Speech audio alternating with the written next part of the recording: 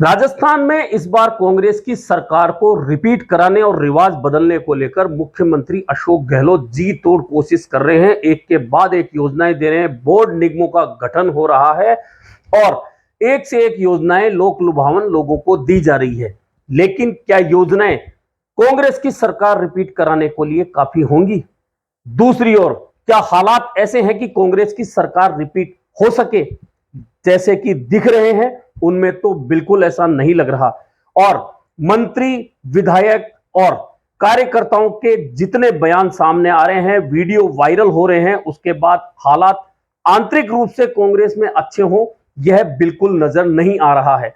पिछले 3 दिनों के दौरान ही कुछ इस तरह के वाकये हुए हैं जो स्पष्ट रूप से बताते हैं कि कांग्रेस के अंदर सब कुछ ठीक नहीं चल रहा है। एक मंत्री हैं अशोक चांदना, वे अधिकारी के खिलाफ, अपनी ही सरकार के खिलाफ धरने पर बैठते हैं और उनकी मांग पूरी करने के लिए सरकार को, अधिकारी को हटाना पड़ता है। दूसरी ओर एक वीडियो वायरल होता है विधायक दिव्या मदेरणा का।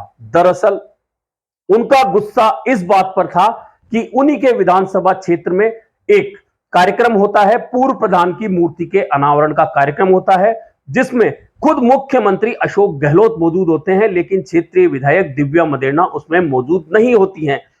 कई तरह की बातें होती है, लेकिन इसका स्पष्टीकरण खुद दिव्या मदेरणा देती हैं और एक सभा में जब वे बोल रही होती हैं, उसका वीडियो सामने आता है जिसमें वे कहती हैं कि कांग्रेस की एक बी टीम है जो हमें हराने का काम करती है। वहीं उन्होंने आरोप लगाया कि मेरे लिए और मेरी मां के लिए किस तरह के अपशब्द बोले गए, उन लोगों के साथ हम मंच साझा नहीं कर सकते तो नहीं कर सकते, बहुत स्पष्ट है। हमने यह बात मुख्यमंत्री को भी बता दी थी और उन्होंने यह भी कहा कि जहां बीजेपी के लोग और कांग्रेस की बी टीम मिलकर काम कर रही हो, वहां हम मंच शेयर नहीं कर सकते, यानी नहीं कर सकते। यह बात रही जोधपुर की, जो कि मुख्यमंत्री का गृह जिला है। खुद मुख्यमंत्री जिस सभा में जाते हैं वहां क्षेत्रीय विधायक जो कांग्रेस की हैं वे नदारद रहती है, यानी कि उनके तेवर बद्रीराम जाखड़ के खिलाफ सामने आते हैं, क्योंकि मुख्यमंत्री जिस सभा में गए थे, जिस कार्यक्रम में गए थे, उसका आयोजन बद्रीराम जाखड़ जो पूर्व सांसद है उनकी ओर से रखा गया था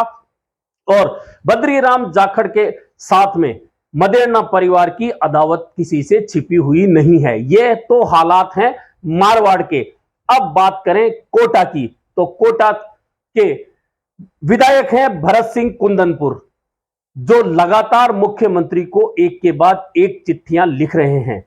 एक तो उनका सीधा सीधा जो दर्द है खान की झोपड़िया गांव कोटा जिले में शामिल नहीं करने का लेकर, उसे लेकर वे लगातार मुख्यमंत्री को चिट्ठियां लिखते रहे हैं। और जब 11 और 12 तारीख और 13 तारीख 3 दिन के जब प्रोग्राम की तय थी कि मुख्यमंत्री कोटा जाएंगे, 2 दिन वे वहां रहेंगे और वहां सिटी पार्क का लोकार्पण करेंगे, तो भरत सिंह कुंदनपुर ने घोषणा कर दी थी कि वे मुख्यमंत्री का विरोध करेंगे।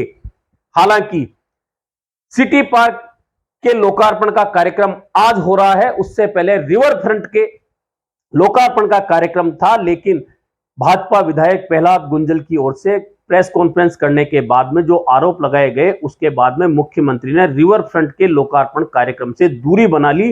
हालांकि मंत्री वहां मौजूद रहे, उसका उद्घाटन हो गया, लेकिन भरत सिंह कुंदनपुर ने अपना विरोध नहीं छोड़ा और उन्होंने अपने केस कटवाए, यानी कि उन्होंने सिर मुंडवाया और बाल मुख्यमंत्री को भेजते हुए कहा कि आप भ्रष्टाचारियों को संरक्षण दे रहे हैं, आपका ईमान मर चुका है, मैं आपको अपने बाल भेज रहा हूं, आप इस तुच्छ भेंट को स्वीकार करिए। यानी कि कोटा में भरत सिंह कुंदनपुर के तेवर लगातार बने हुए हैं। अब वहीं मारवाड़ की एक और बात सुन लीजिए। एक वीडियो फिर वायरल होता है। उससे पहले जब जयपुर में बैठकें चल रही थी स्क्रीनिंग कमेटी की, तो आपको याद होगा शिव से विधायक अमीन खान जयपुर आए थे और उन्होंने जिला अध्यक्ष पर आरोप लगाए थे भ्रष्टाचार के और उन्हें चोर तक कह दिया था। यानी कि वहां भी कांग्रेस की आपसी अदावत स्पष्ट रूप से नजर आई। अब शिव विधायक अमीन खान का एक वीडियो और सामने आया है, जिसमें वे कह रहे हैं कि मेरे अलावा इस क्षेत्र से कोई नहीं जीत सकता, अगर कोई जीतेगा तो मैं उसे 1,01,000 इनाम में दूंगा और कोई दूसरा आया तो निश्चित मानिए 40,000 वोटों से कम से वह नहीं हारेगा। यानी कि जिधर देखो कांग्रेस का दर्द है, आपसी मनमुटाव है, आंतरिक तनाव है, आंतरिक बयानबाजी है जो खुलकर अब सामने आने लगी है। अब तक तो राजस्थान में मुख्यमंत्री अशोक गहलोत और पूर्व उप मुख्यमंत्री सचिन पायलट के खेमों की ही बात हो रही थी, लेकिन अब तो हर जिले में अलग अलग लड़ाई स्पष्ट रूप से नजर आ रही है। इधर तो आंतरिक लड़ाइयां हैं, उधर कांग्रेस के नेता लगातार कांग्रेस छोड़कर भाजपा की ओर रुख कर रहे हैं। 2 दिन पहले ही ज्योति मिर्धा और सवाई सिंह का जाना संकेत दे रहा है कि कांग्रेस में बहुत कुछ अच्छा नहीं है। इसके बावजूद कांग्रेस के नेताओं के दावे उतने ही बड़े नजर आ रहे हैं कि हम दोबारा सरकार रिपीट करेंगे, इस बार रिवाज बदलेगा। खुद मुख्यमंत्री ने तो मिशन 2030 बना रखा है, उनके पोस्टरों में वह मिशन 2030 दिख भी रहा है। हालांकि सवाल इस बात पर उठ रहे हैं कि चुनाव तो 2023 में विधानसभा के हैं, 2024 के अंदर लोकसभा के हैं, उसके बाद में 2028 में विधानसभा के होंगे, 2029 में लोकसभा के होंगे। ऐसे में मुख्यमंत्री अशोक गहलोत का मिशन 2030 आखिर है क्या? जबकि इसे 2030 भी माना जाए तो 2030 में अभी जो चुनाव का समय है उसको देखते हुए 2030 में कोई चुनाव नहीं होने हैं। इसके बावजूद मुख्यमंत्री ने मिशन 2030 का नाम क्यों रखा है, इसे लेकर बहुत सारी चर्चाएं हो रही है। लेकिन कांग्रेस के आंतरिक हालात सिर्फ मारवाड़ और हाड़ौती में खराब हो ऐसा नहीं है। इससे पहले दौसा में आपने देखा होगा कि किस तरह से वर्तमान मंत्री विधायकों का जबरदस्त विरोध हुआ था।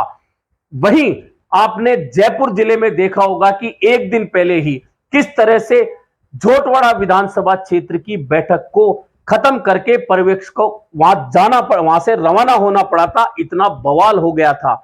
करौली में बवाल खूब स्पष्ट रूप से नजर आया था और वहां खूब लात घूंसे चले थे। यानी कि इस तरह के हालात लगातार कांग्रेस में हर जगह बने हुए हैं और हर जगह से इस तरह की खबरें आ रही है। इसके बावजूद कांग्रेस का मिशन 2030 जो मुख्यमंत्री ने दिया वह चल रहा है।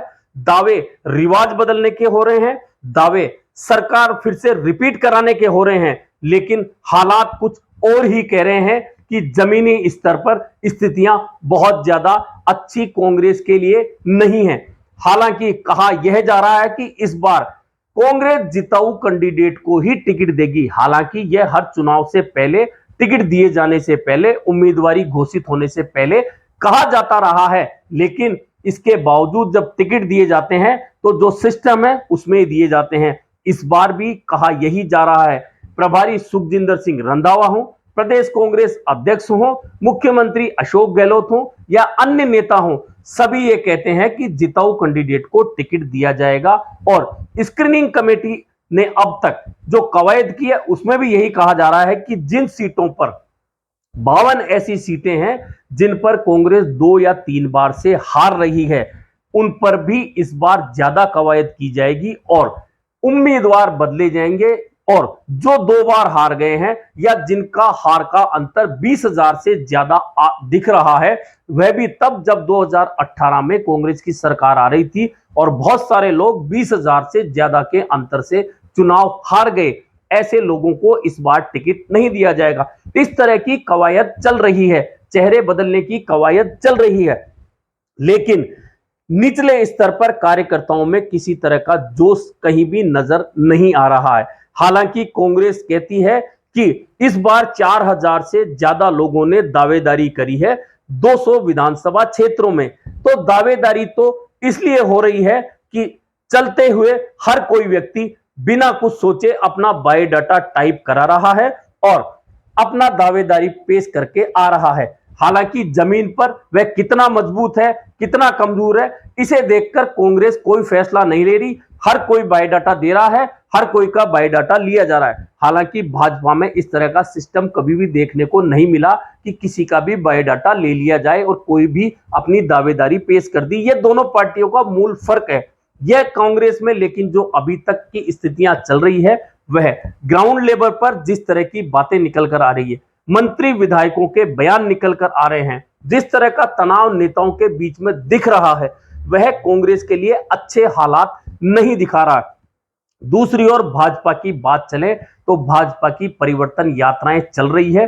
दूसरी ओर विधानसभा के पूर्व अध्यक्ष शाहपुरा से भाजपा के विधायक कैलाश मेघवाल आक्रामक रहे। उन्होंने केंद्रीय मंत्री अर्जुन मेघवाल पर आरोपों की बौछार कर दी। उसके बाद पार्टी ने उनको नोटिस दिया। नोटिस का जवाब एक दिन पहले ही कैलाश मेघवाल ने भेजा और आज जयपुर में उन्होंने प्रेस कॉन्फ्रेंस करके बाकायदा पुलंदे खोले और अर्जुन मेघवाल पर फिर आरोपों की बरसात कर दी। जब वे प्रेस कॉन्फ्रेंस कर रहे थे उसी दौरान भाजपा का एक आदेश आता है और कैलाश मेघवाल को पार्टी की प्राथमिक सदस्यता से निलंबित कर दिया जाता है।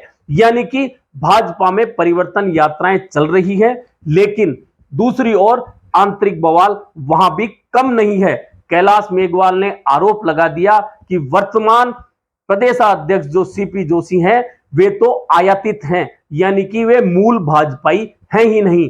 उनके इन आरोपों के साथ उन्हें पार्टी से निलंबित कर दिया गया। इसके बावजूद कैलाश मेघवाल कहते हैं कि वे चुनाव लड़ेंगे, उन्हें टिकट की आवश्यकता नहीं है। दूसरी ओर अभी फैसला यह होना है कि उन्हें क्या भाजपा विधायक दल से भी बाहर निकाला जाएगा, क्योंकि उन्हें पार्टी की प्राथमिक सदस्यता से तो निलंबित कर दिया गया है, लेकिन अभी वे भाजपा के विधायक कहलाएंगे तब तक जब तक कि भाजपा विधायक दल के नेता औपचारिक रूप से सूचना विधानसभा अध्यक्ष को नहीं भेज देते कि उन्हें पार्टी से निलंबित कर दिया गया है और उन्हें अब भाजपा का विधायक नहीं कहा जाए।